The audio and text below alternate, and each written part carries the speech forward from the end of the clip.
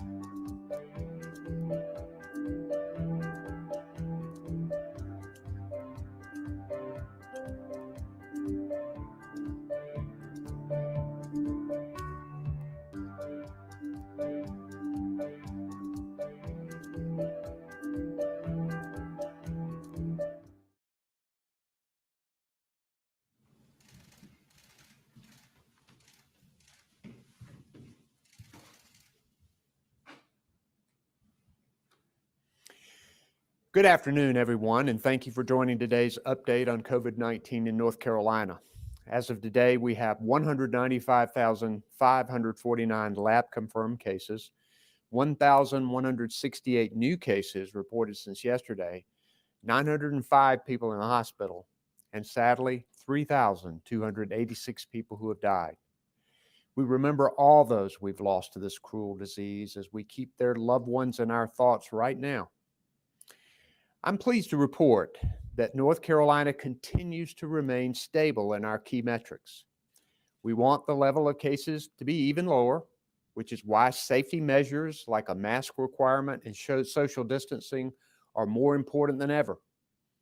When we ease restrictions, that means our efforts are working. And to ease them more or prevent us from having to go backward, we need to double down. It means we have to be committed more than ever to what works: wearing a mask, washing our hands, waiting 6 feet apart from others. At the end of next week, the current executive order is set to expire on October the 2nd.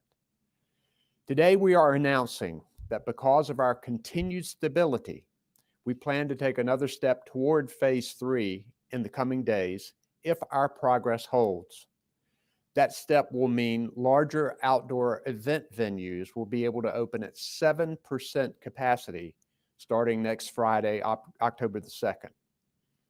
We share this news today so those outdoor venues with seating capacity of more than 10,000 can begin preparations that are key to safely reopening their doors to have a limited amount of socially distanced fans. We'll continue analyzing our data and indicators as we determine how to move forward safely in other areas that may be included in the new order on October the 2nd. In it, we hope to ease some other restrictions while keeping in place safety protocols like masks and social distancing. As COVID-19 has struck our country and the entire world, we know that many small businesses have faced unprecedented hard times. Most of them want to do right by their employees and their customers, and that has forced tough choices. Today, we offer more help. I'm pleased to announce that my administration will stand up the North Carolina Mortgage, Utility, and Rent Relief Program that will direct $40 million to small businesses. This program will use Federal CARES Act funding to cover rent, mortgage, and utility costs for qualifying businesses. This initiative will offer help to small businesses that lost revenue between April and July because of COVID-19. This assistance will be one of several state and federal efforts that aim to keep people in their homes, on their jobs, as we fight this pandemic's monetary effect on our state. Small businesses are the backbone of our economy, powering our local communities and giving back in so many ways. They deserve our support, and this new initiative can help them weather this tough time. But substantially more help is needed for small businesses, and Congress and the President must act as soon as possible. And I want to take a moment to recognize another group of hardworking people whose dedication to our state is helping us through this pandemic. Our North Carolina National Guard has stepped up once again to support our food banks. Due to continued shortages of volunteers along with record demand for food at our food banks, I've directed the mobilization of 125 North Carolina National Guard soldiers to support at least 10 food banks across our state. I have visited 2 of our food banks in the last few weeks, and they raved about how important the work of these soldiers has been. The need is clear and overwhelming, and that's why I've ordered their activation again. Already, the Guard's food bank operations distributed 5.6 million meals and 322,000 school lunch meals from the pandemic's start in March until last month. It is critical that we keep food banks up and running, getting meals to those who need them. And we're grateful that the Guard members are ready to help our communities and our state. And I'm thankful for all North Carolinians are doing that they're doing their part to prevent the spread of COVID-19. You're going to hear from Secretary Cohen today about another way you can help with our new exposure notification app, Slow COVID NC. This new app gives us another tool to slow the spread of the virus. We have seen our strength and team spirit on full display these last 6 months. If we keep up our commitment, we can drive our numbers down even more and put our state in position to come out of this pandemic even stronger. Along with Dr. Mandy Cohen, our Secretary of the Department of Health and Human Services, we have the Department of Commerce's Senior Assistant Secretary, David Spratley, and Emergency Management Director, Mike Sprayberry. Cameron Larson and Monica McGee are our sign language interpreters, and Jackie and Jasmine Mativier are our Spanish language interpreters. So I'm now going to recognize Dr. Cohen. Dr. Cohen?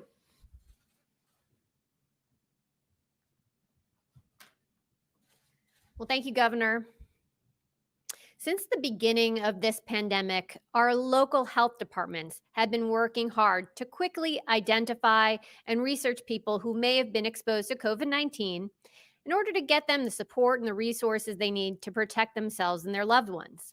Today, I'm excited to announce a new tool to support that work and help people know as quickly as possible if they've been exposed to COVID-19. Our new Slow COVID NC app is now available to all North Carolinians as a free download for mobile devices in Google Play or Apple App Stores.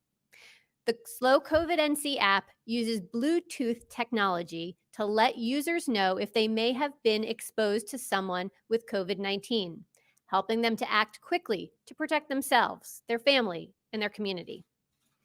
Before I explain how it works, I want to be clear about what it does not do. First, it does not collect, use, or share any personal information. It does not use GPS or know your location. It does not know where you are. It does use Bluetooth, which is like radio waves, and only knows if your phone has come into close range of another phone that also has the Slow COVID NC app. It uses an anonymous string of characters that change every 10 to 20 minutes to represent your phone. They are never linked to your identity or location, only to the date and the time. So what does Slow COVID NC do to make sure that you can know very quickly if you've been exposed to COVID-19, which is going to help us slow the spread of this virus? Here's how it works. If someone tests positive for COVID-19, they can get a unique randomly generated PIN to submit into the app. The voluntary and anonymous reporting system will then notify phones with the app that were in close contact to your phone that they may have been exposed in the last 14 days. That allows users to quickly act to protect themselves and their loved ones and their communities. And if you need to isolate or quarantine, the app can connect you with guidance on checking symptoms and getting support. Downloading the Slow COVID NC app is easy and free. I downloaded it to my phone last night. It's available in English and Spanish. It lets you play an important part in protecting your friends, loved ones, coworkers, and community.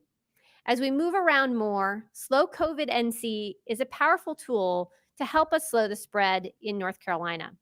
And the more people who use it, the better it works. So go right now, take out your phone, go to the App Store, and search for Slow COVID NC and download it right now for free.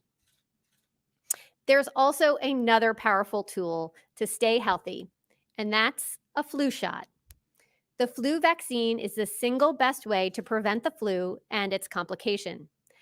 It lowers your likelihood of getting sick, and if you do catch the flu, it's likely to be milder than if you weren't vaccinated at all.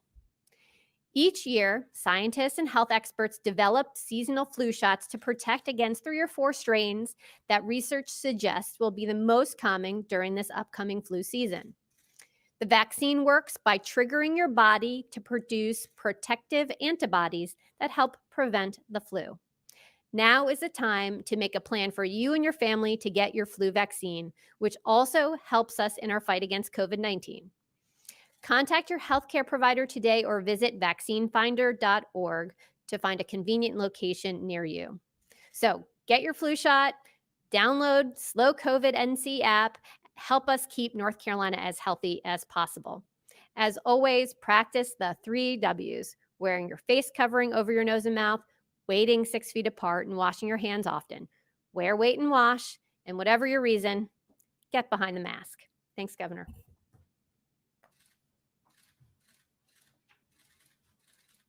Thank you, Dr. Cohen. We'll now take questions from the media. If you can identify yourself and your organization, please, and we'll take the first question. Our first question comes from Rebecca Martinez with WUNC. Hello, Governor. This is Rebecca Martinez from WUNC. I appreciate the time to ask a question. I understand that the Andrea Harris Racial Equity Task Force to improve,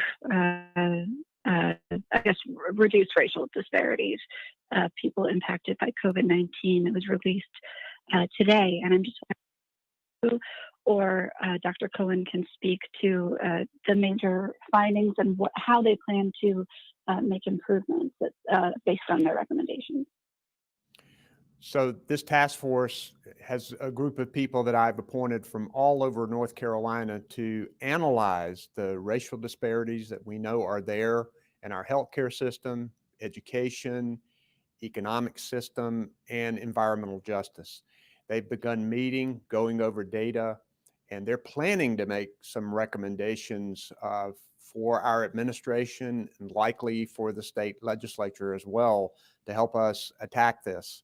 This pandemic is shining a light on these inequities that we know have always been there, but we've seen COVID hit our communities of color harder. And this should provide us information that we need to make those important decisions.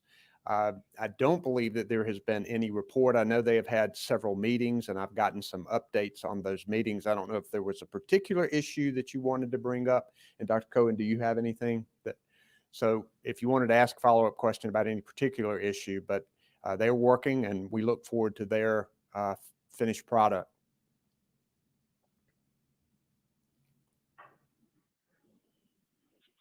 Follow-up from Rebecca Martinez, WUNC. Thank you very much. I'm sorry about that. So, today they were discussing options around access to healthcare, economic opportunity, and business development, et cetera.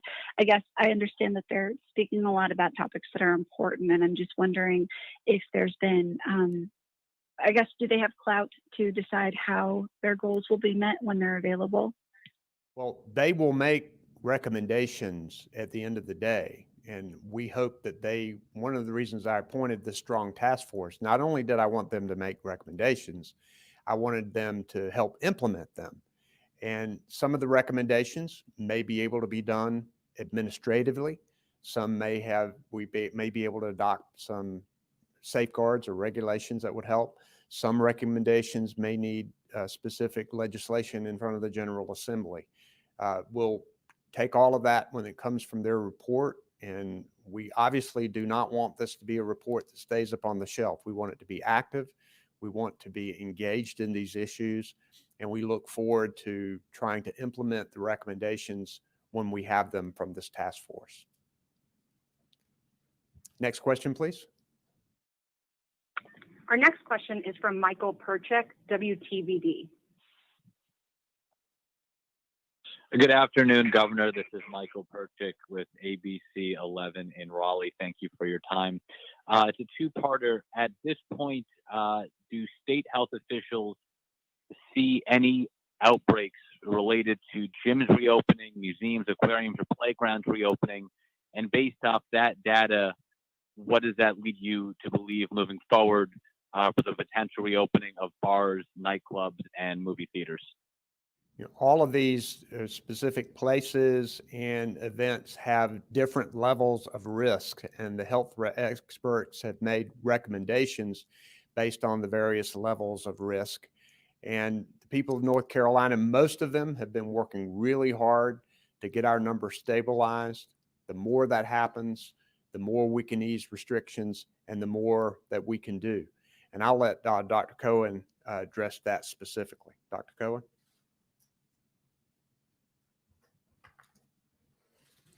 Thanks, Governor. Yes, as we look at our metrics, and you can always follow along with us on our dashboard that is updated every single day, we look at those same 4 key metrics. We look at our surveillance data, which continues to decline across the state, which is good news. We see our cases are holding steady. Of course, we'd like to see those decline even further. We still see a high level of viral spread. The White House Task Force indicates that we are orange on a green, yellow, orange, red scale. So we're not red, which is good. We're getting better to orange, but we want to be heading towards that green area. In terms of our hospitalizations, we continue to decline, and our percent of tests that are positive also has been improving as we have seen us at around 5% over the last number of days. So overall, we see some stability, some improvements.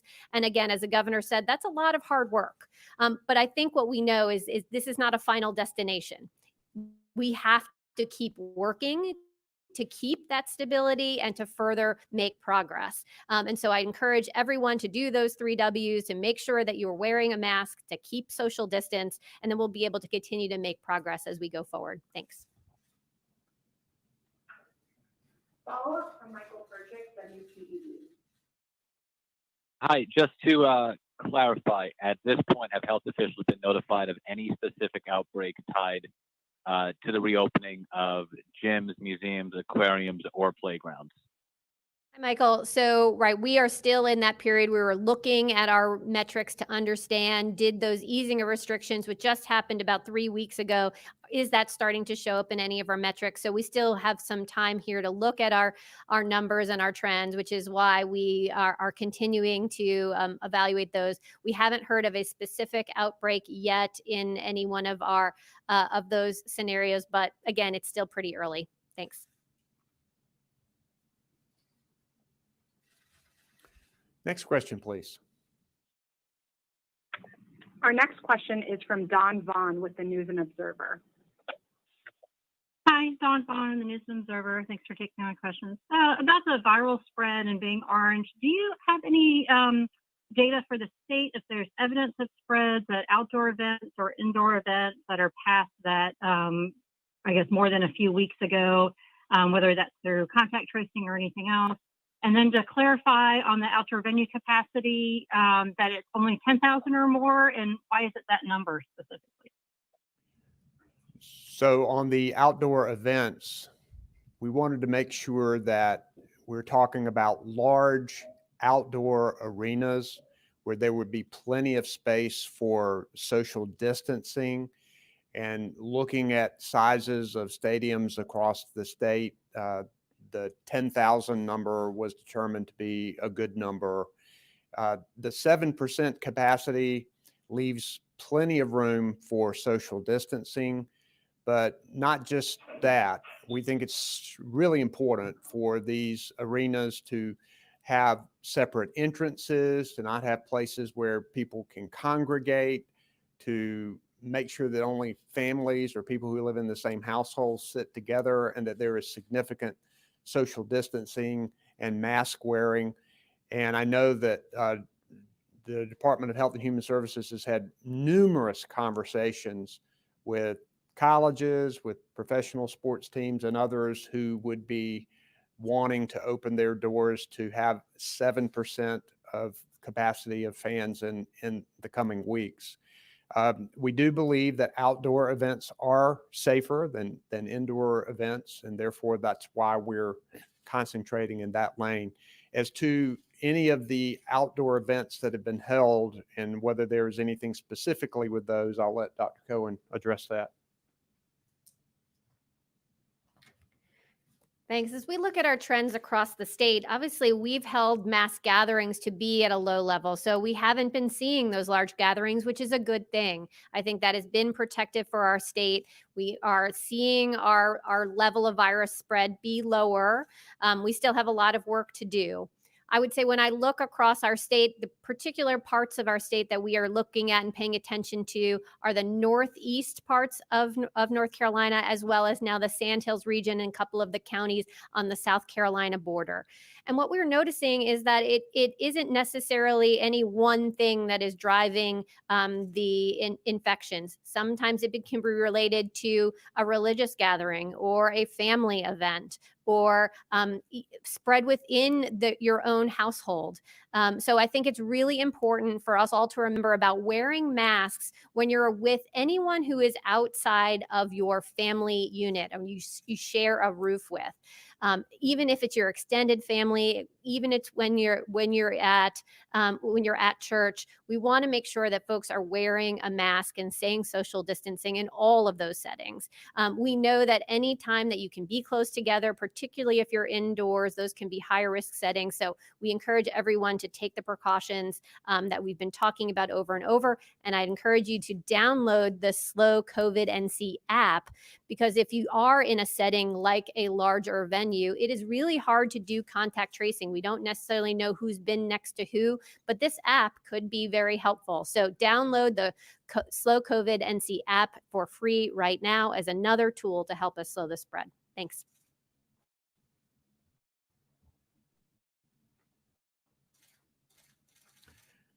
Question, please. Follow-up from Dawn Vaughn, News and Observer. Hi, thanks for taking the follow-up.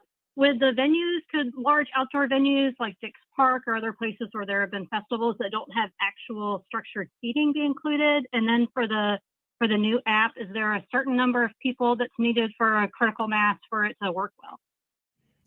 These would be outdoor seated arenas that would be included in what we're talking about. The parks are open for people, but they are still subject to mass gatherings within the parks. We still want people to keep wearing masks and stay social distance, but we certainly don't want more than 50 people outdoors gathering together. So within the parks, people are still subject to the mass gathering limits. And I'm going to let Dr. Cohen answer the app question. Thanks, Dawn. As far as the app, I think the more folks who can download it, the better, right? If more folks have the app, it means it's going to be able to signal to you if you've had an exposure. So the more people, the better. We've actually been targeting at first and working very closely with our universities and our colleges, where we know that folks are living closer together in dorm-like settings or in apartments. And so I think those are the places where we know we can probably get a good amount of folks to download download this. And I want to thank partners across the state on many, many universities who've been working with us very closely to encourage students at their universities and college to download this. But we want this to be for all North Carolinians. So really want you to go to your phone right now, go to the App Store, very easy, free, download Slow COVID NC. You don't put any personal information into that, and it sits on your phone. It's just another tool to protect you. Thanks. Next question, please. Our next question is from Sharon Van Zwieten with Spectrum. Thank you for taking my question. This is Sharon Van Zwieten from Spectrum News 1. This is for Dr. Cohen. There's been a lot going on at the CDC this week with them putting up and then taking down information about the aerosol and the virus being in the air. What is your take on that? Hi, Sharon. Thanks for the question. I think we've talked about how this virus spreads. And remember, it spreads from particles that come from your mouth or your nose and then obviously move through the air and then could land on other surfaces or people. And I think we're debating some semantics here of air. We know the particles travel through the air. The question is, how long did they go in the air? I think the important thing for us all to focus on is we know what works to prevent the spread. And that's this. The CDC director said it last week in his congressional testimony. We know masks work. We know it prevents those virus particles that come out of your mouth and nose from spreading. It's why it's important to put your mask over your mouth and your nose. So I don't think we should get caught up in the semantics of how long does something hang in the air. Use this mask, protect yourself, protect your family, protect your community. Thanks. Next question, please. Follow-up from Sharon Van Zwieten, Spectrum News. Yes, this is for Governor Cooper. Thank you, Governor. My question to you is, what special provisions are you directing to the Board of Elections for safe distancing for the election day? And are you encouraging people to vote by absentee ballot or by mail-in voting? The State Board of Elections and the Executive Director have taken a lot of steps to make sure that voting is safe. I know that they have worked with the Department of Health and Human Services to provide those guidelines. I know that emergency management has provided personal protective equipment to our state boards of elections so that we can make sure that people can exercise their constitutional right and do it safely. You know, I would encourage people to do one of two things. Number one, to vote early in person, which you can do beginning October the 15th. And you can go to your County Board of Elections website to find out where you can go to vote early in person beginning October 15th. Or to vote, if you don't feel comfortable going in person, vote no excuse absentee by mail. And you can go online to the State Board of Elections website and request an absentee ballot, and it will come to you and you can fill it out and have it witnessed and mail it back in or bring it in. And you can go online and track what happens to your ballot to make sure that it gets accepted. So I think the board has done a good job. I think both of those ways are safe ways and secure ways for people to cast their ballot. I didn't mention Election Day, but if you haven't done either one of those by Election Day, please make sure you go in person and vote on Election Day. I think the idea is to try to reduce the number of lines and to try to make sure that this is as safe as possible. But I feel good about where they are and things that they've done. Next question, please. Our next question is from Richard Craver, Winston-Salem Journal. Hello, Governor. This is Richard Craver with the Winston-Salem Journal. I was just wanting to make sure on a couple of things. One, what was the reasoning about the timing of the issue with the outdoor facilities? Is this sort of a follow-through on the complaints that you heard from the parents of the collegiate football players at State and Carolina and the like?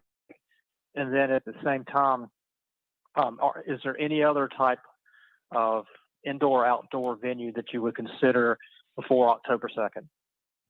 So as part of phase 3, the Department of Health and Human Services has looked at and continued to look at the potential of allowing large outdoor arenas to have more fans than the mass gathering limit would provide. And I think what they've decided is because our numbers have continued to be stable over a period of time, that they have felt more comfortable particularly if these arenas have a good safety plan, that they can let a small number of fans into the stadium. We will be announcing next week about what is going to happen with the order that ends on October the 2nd. We hope and believe that this large event venue issue will be in that particular executive order. The reason we chose to announce that today is because we've heard from these venues that they need time to print tickets, to tell their fans the procedures of all that has to go on in order to make sure that everybody is safe. So we told them that if we continue to see stable numbers, that it is likely, very likely, that you will be in this order that would begin on October the 2nd, the new order, and that you would be allowed 7% of occupancy for any arena that's over 10,000. There may be other issues that will be addressed in the next order. We hope that that will be the case, and we're continuing to analyze the data and are making decisions about that. And I would expect an announcement on that sometime the 1st of next week. Got anything you want to add to that, Dr. Cohen? Okay. Next question, please. Our next question is from Rose Hoban, North Carolina Health News. Hi, Governor, Secretary Cohen. Thank you for taking our question. This morning or yesterday, the Inspector General at the Centers for Medicare and Medicaid Services released a report noting that North Carolina has been lax in its oversight of nursing homes related to safety and emergency preparedness. They found a number of instances of noncompliance with safety requirements, et cetera. You know, given that we've had a high death toll from COVID in the state's nursing homes, what's the plan about better enforcement of safety regulations in these facilities? First, one of the hardest things about this pandemic has been the loss of life in our nursing homes. And I know that all of us take that seriously. It's one of the reasons why our administration has provided testing, personal protective equipment, making sure that nursing home facilities are inspected. And the efforts that our administration has taken has even been cited as a national model in some instances. But we know that with congregate living, that virus can more easily spread. And this administration is working hard to prevent that and working hard to save lives. And we consider it a priority. And I'm going to let Dr. Cohen specifically address that as well. Thanks, Rose. As we've talked about before, in terms of our oversight of nursing homes, we do have a part of our department that goes in and surveys to understand if nursing homes are doing what the rules have laid out. And in terms of infection control related to COVID, we completed surveys of all of our nursing homes actually a month ahead of schedule and continue to survey nursing homes to make sure that inspections are going well there, to make sure that they are following the protocols that are needed to protect both the patients who are there as well as the staff. Thanks.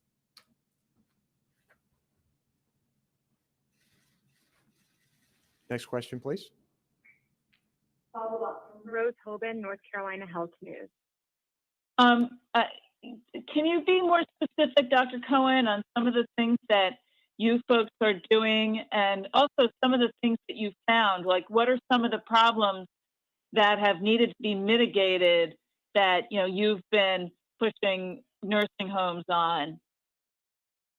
Thanks, Rose, for that. I'd have to go back to the team to have them follow up with you on the specifics of what we found. I know that there have not been any citations that have required us to do an injunction of any of the nursing homes, but certainly I know we've had citations where we asked them to improve their infection control protocols, but we'd be happy to go back and do that. As you know, that's publicly posted. Thank you.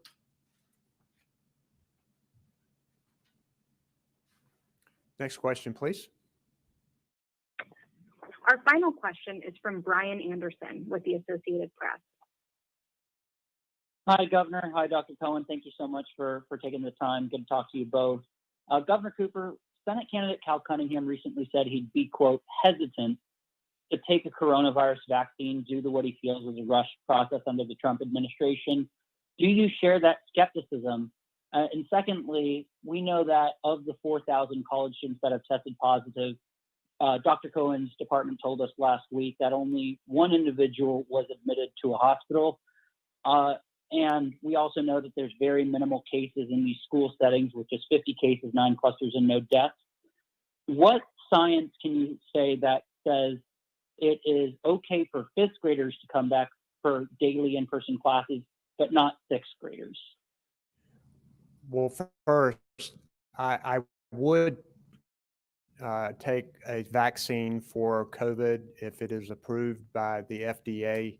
But whenever it's my turn, I know that we're going to be coming forward with a vaccine plan, and the frontline healthcare workers and seniors and others will be part of that plan.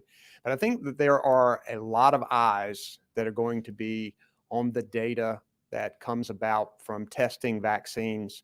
And I've talked to Dr. Cohen about it. She's talked to people all over the country. Obviously, there's a lot of desire for a vaccine, and but also a lot of desire to make sure that that vaccine will be effective and safe. So yes, I think it's going to be important. And one of the things that's going to come out of all of this is we got to make sure that we continue our efforts getting people vaccinated, not only for COVID-19 when it comes, but all other diseases that are out there. We, particularly with our children not in school, many of them have not gotten vaccines that they need. We need to make a real push in order to make sure that we're protecting people's health. And I'm going to let Dr. Cohen address the issue regarding children at school. Hi, Brian. As we talked about last week, when we talked about K through 5 and allowing K through 5 to be able to move forward with a plan B, meaning that you can have slightly more kids in the classroom. The reason we made that differentiation was based on a number of studies that we've been looking at. Some are international, some are here in the United States. The biggest study was done in South Korea that looked at different ways in which virus spread amongst what it seemed to be like kids under the age of 10, which corresponds to 5th grade, and then children 10 to 18. And it does seem that kids who are over the age of 10 seem to spread the virus more similarly to adults, whereas younger kids seem to spread the virus less often. They get it less often, they get less sick, and they spread it to others less often. Doesn't mean not at all. And we say that because it's really important that we have safety protocols in place in no matter what plan a school is choosing. I think it's really important as we think about school reopenings that it's not just about the metrics, it is about those safety protocols. And no matter whether you're choosing plan A or plan B, that there are extensive safety protocols that take time and work to implement and are very important, and I think protect both our students and our teachers. And I think the fact that we have been as successful here in North Carolina of having low numbers of clusters is because we've had those safety protocols in place. And so I do think there is a differentiation between students who are under the age of 10 or up to grade 5 and above. Again, we're still learning from this. The data will evolve, as will our recommendations. And so we are making the best recommendations we can at this moment. I think the other piece I want to point out is also about the benefits. We talk about the risks a lot, but remember, as we think about the benefits of in-person instruction, we also have a lot of data to show that in-person instruction has a lot of benefits, particularly for our elementary school children, which makes sense. They're not quite as savvy with technology. I'll say my first grader is an okay reader, but not a great reader yet. She's still learning to read instead of reading to learn. And so, right, we need more of that in-person instruction for our younger students. Again, as we make each of these decisions, balancing risks and benefits. Thanks. I think we have a follow-up. Next question. Yes. Yes. Follow up from Brian Anderson with the Associated Press. Yes, thank you. As I'm sure the two of you can attest to personally, the nose swab test can be a bit uncomfortable, and we've seen increased interest in the saliva test. I'm just curious if either of you can explain who can get a saliva test, a spit test, and how many are available. And just to clarify on the announcement on outdoor stadiums, are you saying that this isn't an announcement going into effect? This is just a release for the planning purposes as you're still waiting on the next couple of days for the trends? That's right. We plan for this change to be included in the order that would take effect October the 2nd. So we're not talking about any changes until October the 2nd, and also with the caveat that our numbers continue to look good until that time. So I'll let Dr. Cohen address the other issue. Hi, Brian. Thanks for asking about saliva tests. Yes, there are a number of labs across North Carolina who are looking at saliva tests. It tends to use the same platforms that the nasal swab or the nasopharyngeal swab uses. So often they'll have to take some of their machinery out of use in order to move over to the saliva test. I know a number of our hospital systems and other labs have been doing that and have already brought up capability to do the saliva test.